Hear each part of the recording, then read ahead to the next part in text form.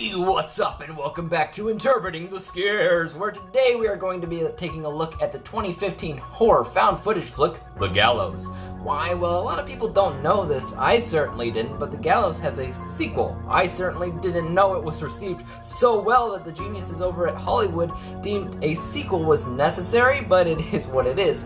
The Gallows Act 2 is available currently on Amazon Prime Video, and it'll be released on other platforms soon enough. I'll try to get a review of it out by next week, but until then, let's take a look at where it all began with The Gallows. So The Gallows follows around a group of high school students during the rehearsal of a somewhat cursed play. 20 years ago, the school put on a play called The Gallows that ended in the malfunction of a gallows prop that accidentally killed a kid. Now the school is attempting to do the same play again, but correctly. The kids in this movie are a bit bratty and break into the school at night to destroy the set for a rather juvenile reason, but it's during this night when they all begin to witness some strange things. Even though I consider myself to be more of a fan of found footage than your average critic, it's like everything else. It's a subgenre that you have to get right in a lot of different areas, and if you don't, you may easily end up with a movie that's garbage.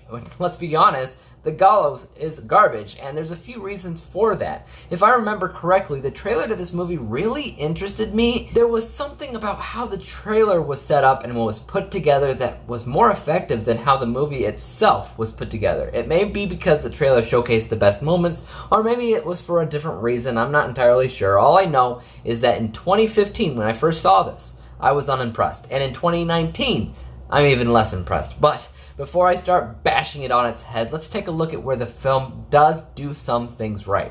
When it comes down to found footage specifically, the movie is shot pretty well. I'm only talking about the use of camera work. That's it. I'm not talking about what the actors are doing, what they're saying. I'm not talking about how the movie's put together or edited. I'm just talking about what they did with the camera. And believe it or not, that's really important, especially for found footage. You want to make the movie look like it was filmed by random, bratty school kids with no prior knowledge of filmmaking.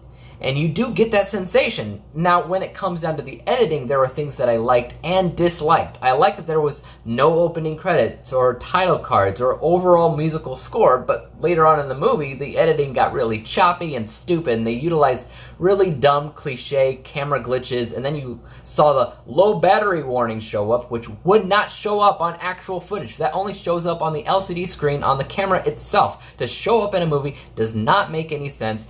I know other movies have done the same thing in the past, and I've made the same complaint every time. Looking at some of the negatives in this film, they are so overpowering that it's kind of hard to notice any good the film may actually have, because the bad is actually really bad. Firstly, the acting is pretty bad and unbelievable, and the main culprit behind that is the guy behind the camera. Usually with found footage, you often have a wannabe comedian filming everything. 9 times out of 10, they are the comedic relief before things start picking up, and the same can be said here as well. The problem is everything he says is off-putting and just not funny. You'd have a better experience with the movie if you simply muted it, because like I said, it was shot well enough. Next, you have the logic behind the film. There's another thing that you need to get right with found footage, and that's giving the characters not only a realistic reason as to why they're filming it in the first place, but why they continue filming it after the inciting incident occurs, and The Gallows answers neither of those questions. Why is it being filmed in the first place? Some guy is showing the audience that his jock friend being in a play is stupid, and when they go to wreak havoc on the set, why do they keep filming it? The camera does nothing but slow them down and incriminates them in the process. There's just no point. I feel like this movie also somewhat attempts to throw some jump scares out at the audience, but those really didn't work for me, and even for people that love jump scares, I really doubt that they'd work for them either, because a part of what makes jump scares so effective is the buildup. Sure, it could be 100% predictable, cheap, and annoying, but they do work for some people, and that has to do with buildup, with rising tension, with utilizing the music and sound in such a way that there's a contrast in the atmosphere when it happens. And this film never really had that. A part of that is how it's written, but a part of that's also how the actors perform and how the editing is received as a whole. And because we had some massive issues, which I've already already talked about, those things negatively affected other areas like the jump scares. And if the movie doesn't even have jump scares, it's hard to say there's any reason to find a solid reason to watch this film. Don't get me wrong, I love the concept, or at least a part of it. The gallows and a ghost that kills people by hanging them. It's not a bad idea at all if it's done right. I just think it just wasn't ever done right.